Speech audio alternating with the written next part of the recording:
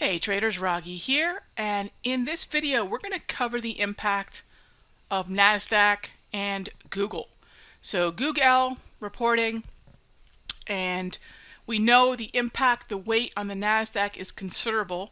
And so the first thing we always want to know is, what is the weighting for a specific name in the index or futures contract?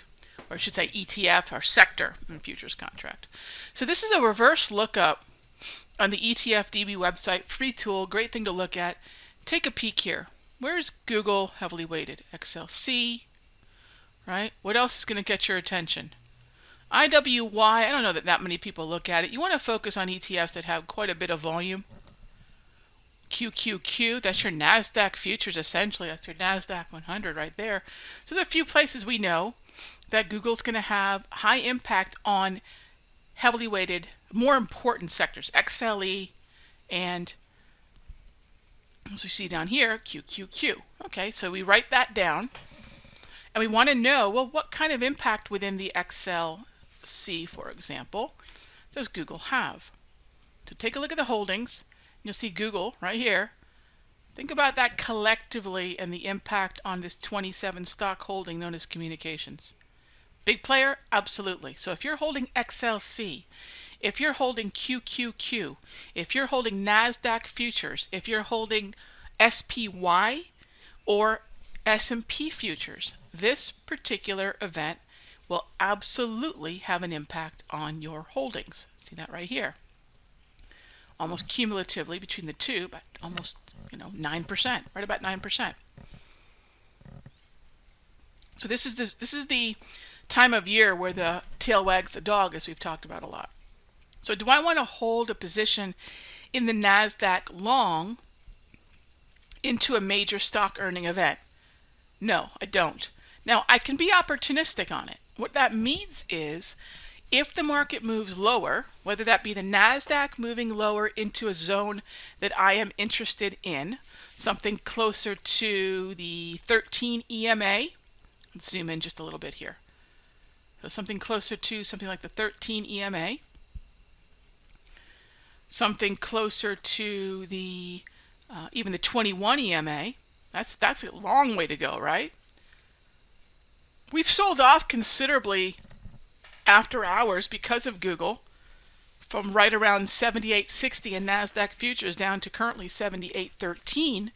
But that's not necessarily enough for me to want to take advantage of a buy. Now, what about Google itself? This is what I call a post-event opportunity. So Google is down at 1225. 1225 at the moment. Where is that? Down here. So when Google opens tomorrow, it is going to be way off that 1300 number that it was just flirting with. So one of the things that traders like myself want to figure out is, well, who's got conviction for this move? In other words, is this a downtrend for Google? I mean, it's definitely going to be a red grab candle tomorrow. But is this a downtrend for Google?